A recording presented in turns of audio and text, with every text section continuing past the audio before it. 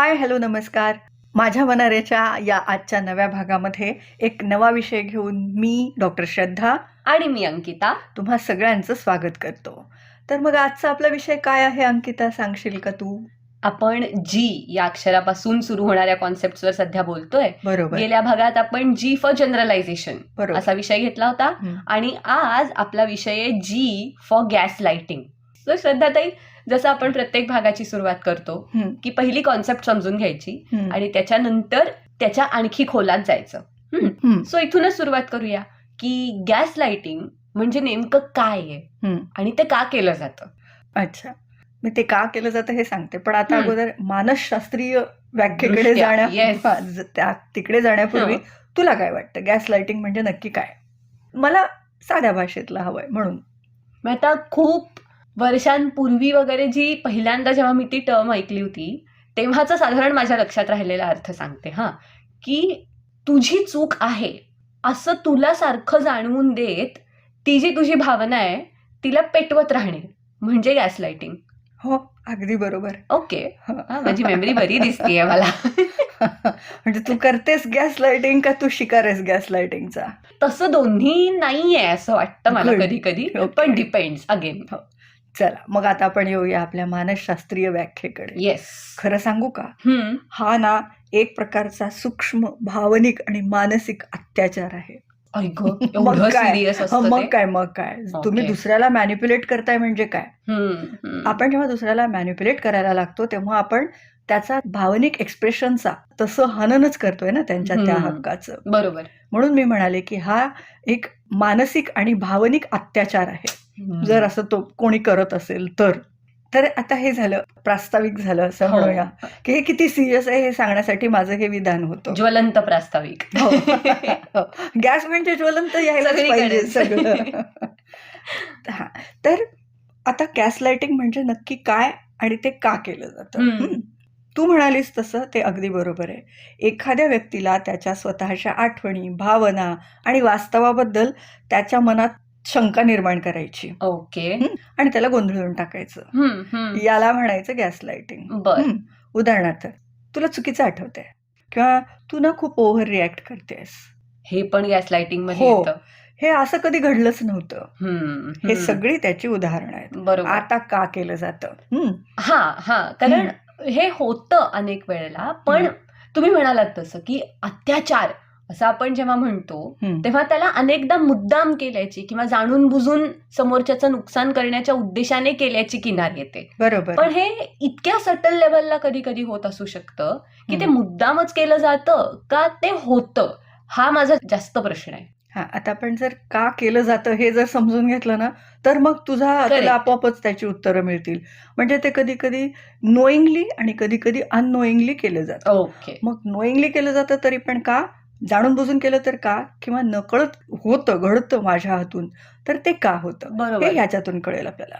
एक म्हणजे control.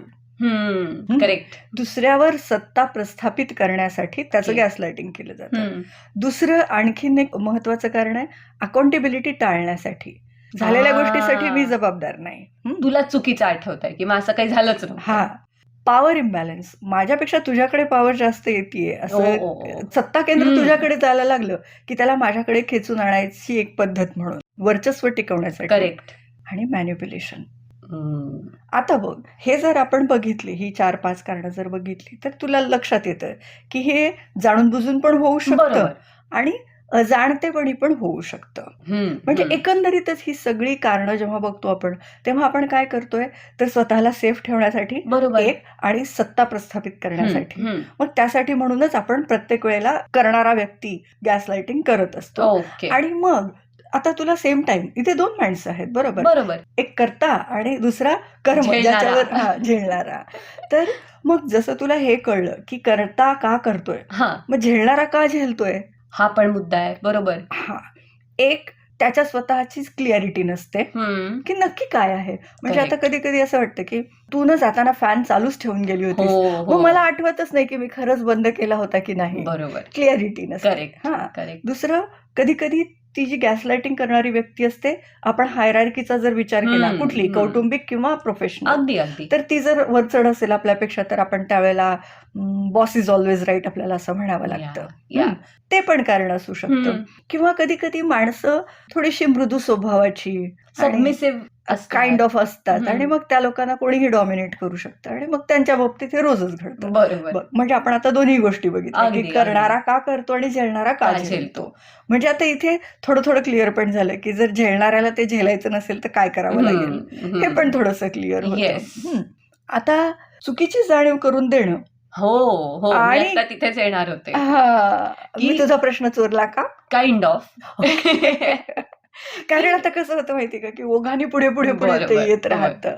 Anyways, तर हा. तू विचारच, प्रश्नच विचार तू. हा म्हणजे मला अनेकदा असं वाटतं की जर माझ्या बरोबर कोणीतरी राहतंय हम्म. आणि तुम्ही मगाशी उदाहरण दिलं तसं की हम्म. अगं तू जाताना फॅन सुरूच ठेवून गेली होतीस, हम्म. तर मी तिला माझ्या मते चुकीची जाणीव करून देतेय ना, हम्म. किंवा रादर चुकीची जाणीव असं वगैरे म्हणण्यापेक्षा अगं पुढच्या वेळपासून बंद करत जा, हे मी तिला सांगतेय. हम्म. पण समोरचीला असं वाटूच शकतं की मी तिला गॅसलाईट करतेय. अगदी बरोबर. मग ह्यातला फरक कसा ओळखायचा? हा, कारण मी म्हटलं ना की सायकोलॉजीमध्ये बऱ्याच गोष्टी परमिएबलच आहेत, इकडून तिकडे तिकडून इकडे येत राहतात, एक्झॅक्टली अशा त्या पळत राहतात. म्हणूनच हा, म्हणजे आपलं रक्त कसं, आपल्या ज्या काही धमन्या आहेत, रक्तवाहिन्या, धमन्याच म्हणून, त्याच्यातून इकडून इकडे जात असतं, तसंच आहे हे इकडं इकडं फिरत असतं. हा, ते वॉटर टाईट कंपार्टमेंट नाहीच आहे, करू शकत नाहीत आपण. ओके, आता आपण हे जर असं मुद्द्यानुसार घेतलं ना तर आपल्याला कळेल, आणि त्याची उदाहरणं घेतली तरी आपल्याला हे कळेल. ओके, तर आता बघ, चुकीची जाणीव जेव्हा आपण करून देत असतो तेव्हा आपल्याला सुधारणा करायची असते किंवा मदत करायची असते. इंटेन्शन. हा, उद्देश आपला हा असतो. याच वेळेला ती व्यक्ती गॅसलाइटिंग करत असेल तर ती गोंधळवत असते किंवा ती कंट्रोलच्या मोडमध्ये जात असते. ओके, उद्देश हा असतो त्यांचा. बरोबर. आता पद्धत कशी असते, जर तुम्हाला चुकीची जाणीव करून द्यायची असेल तर ती स्पष्ट वाक्य असतं आणि पुराव्यावर आधारित असतं. ओके ओके, याच्या विरुद्ध इकडे काय असतं, गॅसलाइटिंग, तिकडे नाकारणं किंवा त्याची विकृती करणं असं असतं. जेव्हा तुम्ही चुकीची जाणीव करून देत असता तेव्हा तुमच्या मनात भावना कोणती असते, तुम्हाला समोरच्याच्या बद्दल आदर असतो, तुम्हाला त्याचा अपमान करायचा नसतो, बरोबर. आणि सहानुभूती पण असते. तिकडे तू आता जे उदाहरण दिलंस ते कामी येतं, की अगं तू फॅन चालू ठेवून गेली होती, मी तो बंद केला, पण पुढच्या वेळेला जाताना जरा स्विच बोर्डकडे बघून जा. हा, करेक्ट. इथे तू अपमान केला नाहीच, तुला सहानुभूती पण आहे, हे पण मान्य असतं तुला की ती गडबडीत होऊ गेली असेल, शकते. झालं असेल, एखाद्या वेळेला होतं, पण नको करूस असं. बरोबर. तुझ्या बोलण्यातल्या तो जो टेम्पो असतो त्या वाक्याचा आणि टोन असतो, त्याच्यातून ते कळतं की तू मदत करतेय, म्हणजे चुकीची सुधारणा करतेय का तू गॅसलाइटिंग करतेय. करेक्ट. म्हणून म्हटलं तुला मी उदाहरणं दिली की बरोबर बरोबर. इकडे काय असतं, ती व्यक्ती तुम्हाला कन्फ्यूज करत असते आणि तुमच्यामध्ये गिल्ट निर्माण करत असते, आरोपांची फैरी झाडत राहायची. म्हणजे तुझं नेहमीच आहे, असंच तसंच, तुझ्यामुळे हे होतं, तुझ्यामुळे बिल वाढतं टाइप्स. हा, बरं, मग आता याचे परिणाम काय होतात, जर ती चुकीची सुधारणा असेल तर तिकडे काय होतं की तुमचा सेल्फ अवेअरनेस वाढतो. बरोबर. पुढच्या वेळेला ती व्यक्ती निघताना हमखास अशी लाईटच्या बटन्सकडे बघते आणि रूमच्या बाहेर पडते. करेक्ट. पण इकडे काय होतं, जर गॅसलाइटिंग कोणी करत असेल तर तुमचा सेल्फ डाऊट वाढतो, म्हणजे तुम्हाला शंकायला लागते स्वतःच्याच बद्दल. म्हणजे तुम्ही बाहेर गेलात तरी पण अरे देवा मी बंद केले की नाही, ओरडेल ती आता, म्हणजे काय तुमच्यामध्ये त्या व्यक्तीने कसं भरलेलं आहे. बरोबर.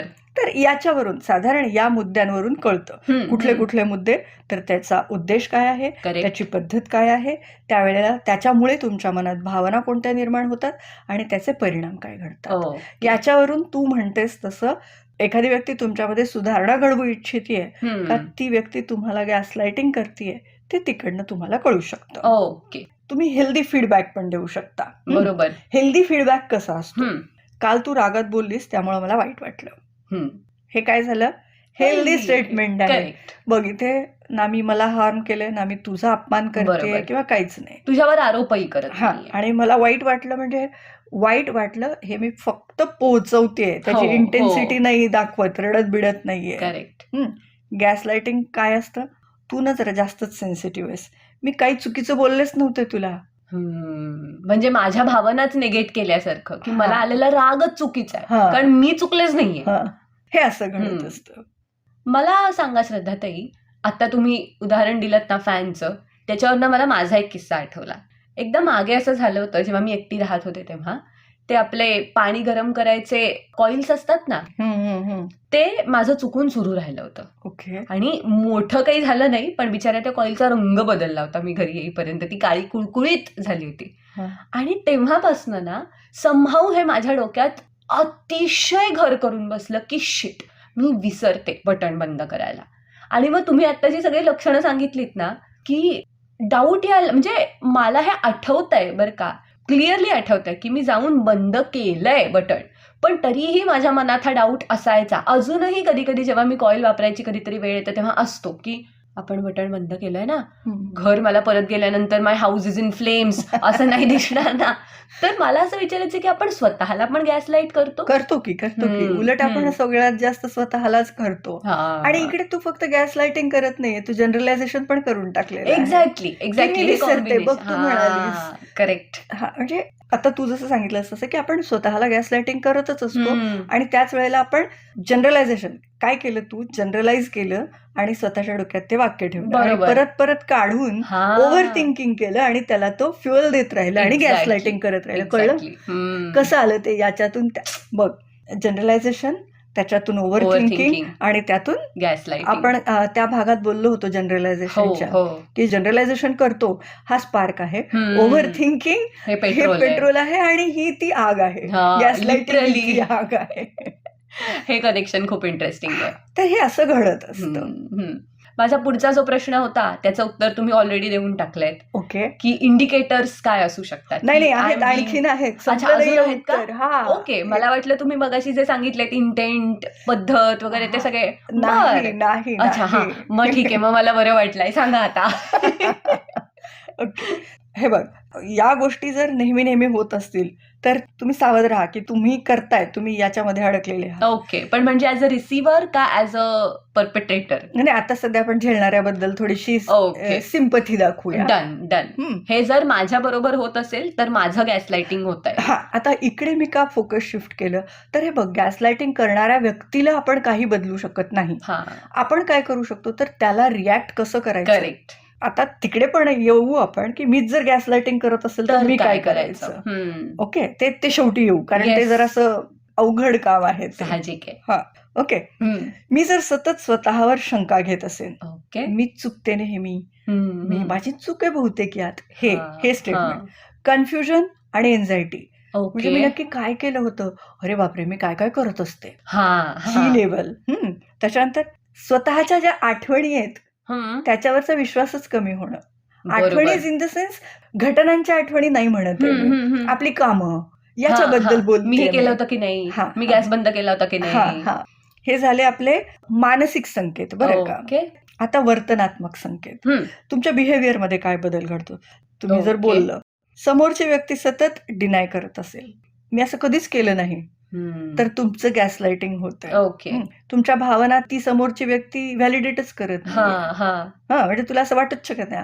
आता जसं आपण उदाहरण बघितलं, किरकोळीतच काढून टाकायचं. कचरा, किरकोळ कशाला, किती ओव्हर रिॲक्ट करतेस, अतिच असतं जरा तुझं.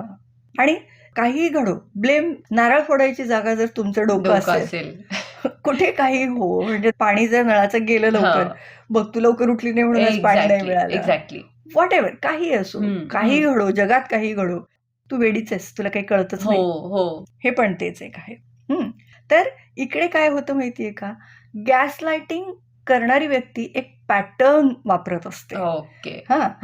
आता तुझा परत तो प्रश्न की आपण चूक सुधारतोय की गॅस लाइटिंग करतोय, हे कसं. मी म्हणाले मागे पण आपण अँगर बद्दल बोललो होतो. जर अँगर तुम्ही तुमचं धोरण, हत्यार म्हणून वापरत असाल तर ते कामी येतं. तुम्ही रोजच बडबडत असाल तर रोज मरे त्याला कोण रडे, मरते, ते रोजच आहे. तसंच आहे इथे. मग जर तुम्ही तो पॅटर्न केला असेल गॅस लाइटिंग करणाऱ्यांनी, तर तो एक पॅटर्न असतो त्याचं नेहमी तुणतुणं तेच वाजत राहतं, कोणी समोरचं, आणि ते लक्षात यायला लागतं हळूहळू. चूक सुधारणारा माणूस सांगत असतो, एकदा दोनदा तुम्हाला माफ पण करत असतो, तसं करत नाही. तर आता हे गॅस लाइटिंग करणाऱ्या व्यक्तीबरोबर, म्हणजे तो करणारा आणि तुम्ही जळणारे, हा पॅटर्न कसा आहे ते बघा. तुम्ही एक्सप्लेन करत राहता की काय काय घडलं, ती व्यक्ती नाकारत राहते, तुम्ही कन्फ्यूज होता आणि कंट्रोल त्या व्यक्तीकडे जाता. करेक्ट. म्हणजे तू फॅन बंद केला नाहीस असं जर मी तुला म्हणाले हा आणि मग नाही गो मी केला होता, नाही नाही तू तशीच नाही का अशीच निघून गेलीस तू, हो मी हो पाहिलं. हम्म. मग तुला असं वाटतं हो का, मग तू मला एक्सप्लेनेशन द्यायला लागतेस, अगं हो ना बघ ना एवढा वेळ झाला होता आणि असं तसं तसं. म्हणजे मग मला काय कळलं की हा हिला माहिती नाहीये की हिने हा, खरं बंद हा. केलं की. म्हणजे अल्टिमेटली कंट्रोल आणखी माझ्याकडे काडी आला. लावायला मला चान्स हा मिळाला. म्हणजे हिला आठवतच नाहीये ना, मग मी तुला जापणार बरोबर असं बरोबर. घडत असतं ते. हम्म. तर याच्यातून ओळखायला येतं की गॅस लाइटिंग ओळखायचं कसं, Yes. तुझा हा प्रश्न. आता तुम्ही म्हणालात तसं की हे थांबवायचं कसं, बरं, पण आपण आधी थांबवण्याबद्दल बोलूया का आधी गॅस लाइटिंग करणाऱ्याने स्वतःला कसं थांबवायचं ह्याच्याबद्दल बोलूया बरं. नाही ग त्याच्यावर फारच शेवटी बोलूया आपण, कारण बरं. ते काही फार वेळ घेणारच नाहीये. अगं कारण बाई. अडचण सांगते तुला की ज्या काही सायकोलॉजिकल डिसऑर्डर आहेत त्याचे जे व्हिक्टीम असतात त्यांना ती इन्साइटच नसते की आपण चुकीचं वागतोय. तुम्ही तुमच्यात बदल कधी घडवू शकता जेव्हा तुम्हाला हे रिअलाइज होतं की तुमचं काहीतरी चुकतंय. करेक्ट. इकडे काय होत असतं की या लोकांना रिअलाइजच होत नसतं किंवा त्यांना ते करूनच घ्यायचं नसतं. दोन्ही आहे बरं का. बरोबर. मग अशा वेळेला त्यांना बदलणं खूप कठीण जातं. म्हणून मी म्हणते की ते शेवटी घेऊया. पण ओके. त्याच्यासाठी एक मी महत्वाची एक गोष्ट आधी घेणार आहे जी तुला आवडेल, येस.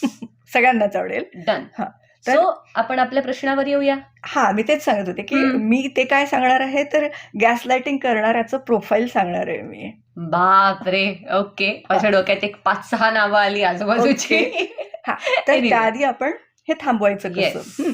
आता आपण इथे काय बघणार आहोत परत एकदा, तर झेलणाऱ्यांनी कसं थांबवायचं, बरोबर. करणाऱ्यांनी नाही. हो हो.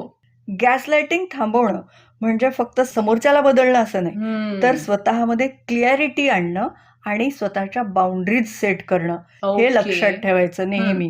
कारण तुम्ही समोरच्याच्या किती लोटांगण घालता त्याच्यानुसार तुम्हाला समोरचा डॉमिनेट, मॅनिप्युलेट, कंट्रोल सगळं करत असतो, कन्फ्यूज, गिल्ट सगळं देत असतो. त्याच्यामुळं तुम्ही एकदा तुमच्या बाउंड्रीज सेट केल्या, मी काय आहे हे मला ओळखता आलं की मग समोरचा काही नाही करू शकत. बरोबर. आता यातला सगळ्यात पहिला मुद्दा रियालिटी चेक ठेवायचा. ओके. म्हणजे आपल्या स्वतःवर विश्वास ठेवा. माझे अनुभव, माझे समज हे मी परत परत पारखून पक्के केलेले आहेत हे स्वतःला पटवून द्या. करेक्ट. मग त्याच्यासाठी तुम्ही वाटलं तर तुम्ही जर्नलिंग करू शकता, लिहून ठेवू शकता. मग त्याच्यानंतर बाउंड्रीज सेट करा. माझ्या भावना इनव्हॅलिडेट करायच्या नाहीत हे समोरच्याला सांगा स्पष्ट. आणि त्या माणसाचा आपण वर जाऊ बघितलेला रिपीटेड पॅटर्न असेल ना तर त्या माणसाला दूर ठेवा तुमच्यापासून. पुन्हा पुन्हा हेच होतंय तर मग कीप डिस्टन्स. हा आणि कदाचित तुम्हाला जर का तुमच्या स्किल्स बद्दल थोडासा डाऊट असेल तर तुमच्या जवळच्या व्यक्तींकडून व्हॅलिडेशन घ्या. बरोबर. जसे की तुमचे मित्रमैत्रिणी असू शकतात, तर डायरेक्ट थेरपिस्टला भेटू शकता तुम्ही. सेल्फ ट्रस्ट असला पाहिजे. गॅस लाइटिंग काय, सगळेच हे जे इश्यूज आहेत त्याला डील करताना तुमच्यामध्ये स्वतःचा कॉन्फिडन्स, इस्टीम असला पाहिजे. मी पण काहीतरी व्हॅल्यू असलेली व्यक्ती आहे आणि माझी मतं म्हणजे अगदीच काही मूर्खाची मतं नाही, हे जेव्हा तुम्हाला पटतं. पण याचा दुराग्रह पण नसला पाहिजे. एक्स्ट्रीम्स कुठे मला असं वाटतं. बरोबर. याच्यावर तुला दुसरं काहीतरी वाटू शकतं पण मला असं वाटतं हे असणं. मग याच्यासाठी काय तर स्वतःच्या भावनांचा योग्य आदर करणं, सेल्फ डाऊट कमी करण्यासाठी रिफ्लेक्शन किंवा आपलं स्वतःचं नेहमीच अनालिसिस करणं, या गोष्टी. त्या टॉक्सिक पॅटर्न कसे ओळखायचे आणि त्याच्यातून निर्णय घ्यायचे. जर सतत गॅस लाइटिंग होत असेल कुठल्याही कारणाने तर त्या नात्याचं पुनर्मूल्यांकन करा. बरोबर. म्हणजे ते कितपत महत्वाचं आहे आणि काय आहे त्याच्यानुसार. म्हणजे मग जर अगदीच मैत्रीण वगैरे असेल तर आपण त्यांना बाय बाय पण म्हणू शकतो. करेक्ट. जवळच नातं असेल तर मग आपल्याला आपल्यात बदल घडवावे लागतील. काम पडलं तर त्या व्यक्तीला पण कोणाकडे तरी घेऊन जाऊन बदल घडवावे लागतील आपल्याला. महत्वाची गोष्ट म्हणजे गॅस लाइटिंग जर तुमच्या बाबतीत तुम्ही झेलणारे असाल तर ती तुमची चूक नसते. ती दुसऱ्याची मॅनिप्युलेशन करण्याची पद्धत असते. ते हत्यार आहे जी ती व्यक्ती तुमच्यावर नेहमी नेहमी चालवत असते. मग याच्यातून बाहेर पडायचं असेल तर काय करायला पाहिजे, मी पहिल्यांदाच सांगितलं, विसरलीस, सेल्फ अवेअरनेस, बाउंड्रीज, बरोबर, आणि सपोर्ट सिस्टीम. सपोर्ट सिस्टीम तुमची स्वतःची असू शकते, मित्रमैत्रिणी पण असू शकतात. तर हे आहे की काय करायचं, कसं सुधारायचं. आता येऊया आपण प्रोफाईलकडे. गॅस लाइटिंग करणाऱ्या माणसाचं प्रोफाईल किंवा त्याचं व्यक्तिमत्व कसं असतं. तुम्ही हे सांगितल्यापासून बहुतेक मी त्या प्रोफाईलच्याच प्रश्नाकडे इतकी घोळतीये की मगाशी जरा माझा गजनी झाला होता. Yes, profile. तर त्या माणसाचा एक माइंडसेट झालेला असतो, ज्याला आपण कोर माइंडसेट असं म्हणूया. गाभाच तसा तयार झालेला असतो. बर. त्यांच्या मनात साधारण काय बिलीफ असतात. हा हा. आता सध्या तरी आपण फक्त इकडेच बघूया की काय कोर माइंडसेट असतो. येस. तो काय येतो हे आपण पुन्हा कधीतरी हो बघूया, हो. कारण ते खूप खूप ठिकाणी गोष्टी असतात. असू शकतात. नाही, आणि ते खूप ठिकाणी असतात. Correct correct. ही मी जे सांगणारे हम्म. माइंडसेट आहे ते. मला कंट्रोल हवाय, ही एक बिलीफ असू हम्म. शकते. मला माझी इमेज वाचवणं अत्यंत महत्वाचं आहे असं वाटत असतं. मी दुसऱ्याला कन्फ्यूज केलं तरच मी वर चढ राहीन, हो ही एक असू शकते. बरोबर. म्हणजे या ज्या व्यक्ती आहेत यांचा फोकस ट्रुथवर असण्यापेक्षा पॉवर, हा मी हा. सत्ता केंद्री असली पाहिजे, करेक्ट. असं असं Correct. असतं त्यांचं. आता त्यांच्या व्यक्तिमत्वामध्ये काय काय असू शकतं, हा तर त्यांचं व्यक्तिमत्व नेहमी असं असतं की ते मॅनिप्युलेटिव्हच असतात. सतत तुमचं मन वळवण्याचा प्रयत्न करतात. ओके. मॅनिप्युलेशन याचा अर्थ आपण काय म्हणतो माहितीये का, की तुम्हाला नियंत्रित करणं. तसं नाहीये. ते. हा हा. आता तू जर म्हणालीस की गार्डन मध्ये जायचं हम्म. का समुद्रकिनारी जायचं, हम्म. आणि तुझं मत आहे की समुद्रावर जायचं, हा मी जर मॅनिप्युलेटिव्ह असेल तर मी तुला हे पटवून देत राहते, काय ना समुद्रात किती गर्दी असते, किती गोंगाट, आणि ते डास चावणार वगैरे, नको ना आपण इकडेच जाऊ. हा. पुढच्या वेळेला मग तू आणखीन तुझं दुसरं काहीतरी ऑप्शन असेल तरी मग मी इकडे तुला दाखवते का मी तुला तुझ्यावर नियंत्रण ठेवलंय असं दाखवते.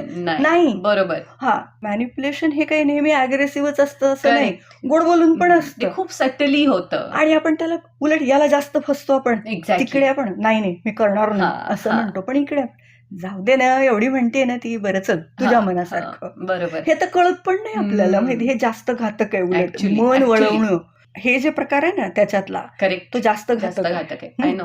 मग हे लोक काय करत असतात, आपल्या फायद्यासाठी त्यांना पाहिजे तशी, त्यांना अनुकूल अशी परिस्थिती वळवत असतात, निर्माण करत असतात. निर्माण नाही, वळवतात ते. करेक्ट. ट्विक करतात. हा हा, अगदी बरोबर बोललीस.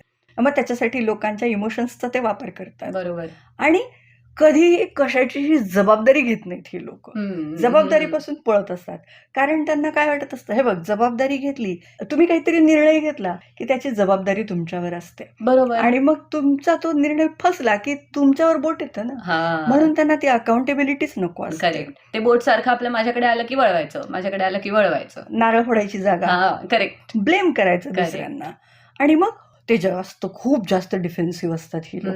म्हणजे तू सहज छोटीशी जरी टीका केली की तू असं करायला नको होतं, आपण असं म्हणतो एकमेकांना, अनेकदा त्यावेळेला हे लोक लगेचच असे हा, शस्त्र हा, काढतात बाहेर. छे मी असं केलंच नाही, मी असं कधीच करत नाही, तुला असं वाटलं, तू काही विचार करतेस. हे सगळे ही स्टेटमेंट्स तुझी आहेत. बोलायची पद्धत नाही. हा, डिनायल किंवा अटॅक, काही पण असतं. दोन्ही असतं. लॅक ऑफ एम्पथी असते इकडे. आणि तुमचं दुखणं, म्हणजे तुम्हाला जर काही फील झालं असेल तर ते सुरुवातीला मी सांगितलं असतं, तुझी ओव्हर रिॲक्शन आहे ते. हो. असं म्हणून ते तुम्हाला पानं पुसतात तुमच्या तोंडाला.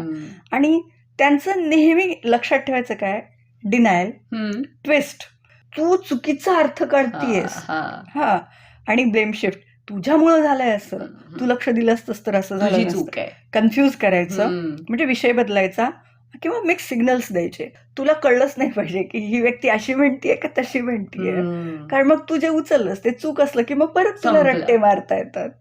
फेक कन्सर्न दाखवायचा, मी तुझ्याच तर भल्यासाठी सांगतेय, मी ठीक आहे ग, मी सहन करेन तुझं, पण तू दुसऱ्यांशी असं वागशील तर कसं होईल, असं म्हणायचं. अरे पण ती तिकडे तिचं ती बघेल ना, तिचं काय होईल ते.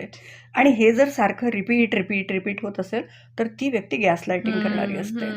आता गॅसलाइटिंग करणारी सगळी माणसं सारखी नसतात, त्यांच्यात पण फरक आहेत. इंटेन्शनल असतात, करेक्ट, ते महाधूर्त असतात. आपण सुरुवातीलाच बोललो होतो की काही जण जाणून बुजून करतात, काही जण अजाणतेपणी करतात. ते इंटेन्शनल, ते जास्त घातक असतात आणि त्यांना कंट्रोल हवा असतो, सत्ता हवी असते त्यांना. इन्सिक्युअर असतात काही जण, ते अजाणतेपणी करतात. अच्छा, ते स्वतःला वाचवण्यासाठी करतात, ते इन्सिक्युअर फील करत असतात, त्यामुळे ते डिनायल फेजला असतात नेहमी. म्हणजे चूक मान्य केली तर माझी इमेज खराब होईल म्हणून ते तुझ्यामुळे झालं असं असे असतात ते. आणि लर्न्ड बिहेवियर, ओके, त्यांनी ना कोणाला तरी बघितलेलं असतं घरामध्ये असं करताना. अथॉरिटेटिव्ह, कोणी शिक्षक असू शकतात, कोणीही असू शकतात, आपल्यापेक्षा वयाने मोठी माणसं ज्यांच्याकडून आपण शिकत असतो, त्यांचं कोणीतरी बघितलेलं असतं आणि मग त्यांना असं वाटत असतं की हे नॉर्मल आहे किंवा ह्याचे फायदे आहेत. बरोबर, मग त्यावेळेला ते करत असतात. ओके, आता रेड फ्लॅग्स कसे ओळखायचे? ही व्यक्ती तुम्हाला नेहमी चुकीचं ठरवत असते. हा ती तुम्हाला कधीच सॉरी म्हणत नाही. तुम्हाला गिल्ट नावाची भावना गिफ्ट देत असते. हो आणि जसे तुम्ही नॉर्मली आहात तसे तुम्ही त्यांच्यासमोर उभेच राहू शकत नाही. ओके म्हणजे तुम्हाला जाताना अरे बापरे आता हे म्हणतील ते हो म्हणून मी बाहेर येणार आहे, करेक्ट म्हणजे तुम्हीच नाहीयेत ना. बरोबर बरोबर कारण तुम्हाला ते संपवायचंय पटकन, असं असतं. आणि मग बरेचदा काइंड ऑफ नार्सिस्टिक टेंडन्सी असलेली असतात ही लोक. इन्सिक्युअर असू शकतात किंवा फिअर ऑफ लुझिंग कंट्रोल असू शकते Correct. त्याच्यात. हा आता तुझा शेवटचा हा मुद्दा की गॅसलायटर्स जे असतात त्यांना त्यांना- बदलता येतं का? तर येतं. बर ती जर अगदीच तुमच्या जवळची व्यक्ती असेल तर तुम्ही तिला अवेअर करून देऊ शकता, थेरपी घेऊ शकता. आणि हे सगळं कधी तर ती व्यक्ती जबाबदार असेल तर. करेक्ट स्वतःला बहुतेक वेळा- बदलायची इच्छा पाहिजे. हा बहुतेक वेळेला नाही. म्हणजे फार क्वचित असं घडतं की आपण त्यांना बदलू शकतो. करेक्ट. त्यामुळे आपण स्वतःला बदलणं, हं. गॅसलायटर्सशी डील करण्याची आपली पद्धत बदलणं हे आपल्या हातात आहे. हा मग याच्यासाठी काय करायचं? स्वतःवर विश्वास ठेवा, त्या माणसाचा पॅटर्न ओळखा आणि बाउंड्रीज सेट करा. येस तर तुम्ही अशा व्यक्तीशी डील करू शकता. करेक्ट. That's it. आपण या भागाच्या रेकॉर्डिंगला सुरुवात केल्यापासून ना श्रद्धाताई बरेच असे इन्सिडेंट्स आणि बरेच अशी माणसं आठवली मला सुद्धा की ज्यांनी हे प्रकार केलेले आहेत माझ्याबरोबर सुद्धा. म्हणजे वेगवेगळ्या पद्धतीने केलेले आहेत, डिफेन्सिव्हली केलेले आहेत, अग्रेसिव्हली केलेले आहेत. आणि मला पटकन एक काय म्हणतो ना आपण घटना आठवली जिथे ते गॅसलाइटिंग इतक्या टोकाचं झालेलं होतं की मी एक दिवस आरशात उभी राहिले आणि मला कळलं ना की मी कोणाकडे बघतेय नेमकी. इतकं ते माझ्या मनातल्या माझ्या इमेजच्या विरोधात गेलं होतं सगळं, जी काही परिस्थिती होती ती. आणि कुठेतरी हे म्हणायला लागलं त्या दिवशी स्वतःला की बास थांब आता नाही ठिणगी पेटवून आपण स्वतः जळत बसायचंय. आणि तेव्हापासून मला असं खूपदा वाटतं की I learn to put my foot down, की बास ही माझी बाउंड्री आहे, तुम्ही बाउंड्री पार करून खूप आतमध्ये आलायत, आता निघा बाहेर. ती एक खूप छान फिलिंग असते ते गॅसलाइटिंग संपवणं ही. असं मला आता अचानक तुम्ही बोलत होता तेव्हा जाणवलं. पण तुला हे कधी जाणवलं की जेव्हा तुझ्या हे लक्षात आलं की मीच राहिले नाहीये? हो पण हे रिअलाइज झाल्यावर पण त्याच्यासाठी काम करावं लागतं ना. या खूप जणांना रिअलाइज होतं, पण काय करू, तो माझा बॉस आहे, हो काय करू, ती व्यक्ती माझ्यापेक्षा वरचढ आहे. घरात असू शकतं, बाहेर असू शकतं. पण असं काही नाहीये की तुम्ही काही लगेच त्याच्याशी भांडण करायची बरोबर. गरज नाही. तुम्ही तुमच्यामध्ये हळूहळू छोटे छोटे बदल करू शकता की. म्हणजे गॅस लाइटिंग करणाऱ्याला घाबरायची खरंच गरज नाही आणि अगदी त्याच्याबरोबर तलवार काढून पण उभी राहायची गरज Correct. नाही. तुम्ही हळूहळू स्वतःमध्ये मी सांगितले तसे जमतील तसे बदल करून पण तुम्ही त्या माणसाला ठेवू शकता लांब. करेक्ट. तर मग आपल्या श्रोत्यांना आवाहन करूया की त्यांचे जे असे अनुभव आहेत गॅस लाइटिंगचे आणि त्याच्याशी त्यांनी डील कसं केलं याचे सुद्धा हे आमच्यापर्यंत नक्की पोचवा. आमचा कॉमेंट बॉक्स खुला आहे. आणि हा. आपणही गॅस लाइटिंग करतोय का हे जर असं एकदा चेक करून बघा. एक्झॅक्टली. आजचा भाग ऐकताच आहात, याच्या आधीचे भाग ऐका, पुढचे भाग ऐका, कारण आपलं जी हे अक्षर संपून आता आपण एच या अक्षराकडे जाणार आहोत. आणि 2 खूप छान इंटरेस्टिंग टर्म्स एच पासून सुरू होणारे आम्ही शोधून ठेवले आहेत. हो, त्यामुळे त्या भागांकडे लक्ष ठेवा. आमच्या चॅनलला सबस्क्राईब केलं नसेल तर करा लगेच, जेणेकरून आमचे नवे भाग, आमचे नवे शॉर्ट्स आल्यानंतर तुम्हाला ते कळत राहील. आणि लाईक करा, शेअर करा, म्हटलं तसं सबस्क्राईब करा माझ्या मनारे. आजच्या भागात इथेच थांबूया. पुन्हा भेटूया नव्या भागासोबत, नव्या अक्षरासोबत. तोपर्यंत नमस्कार.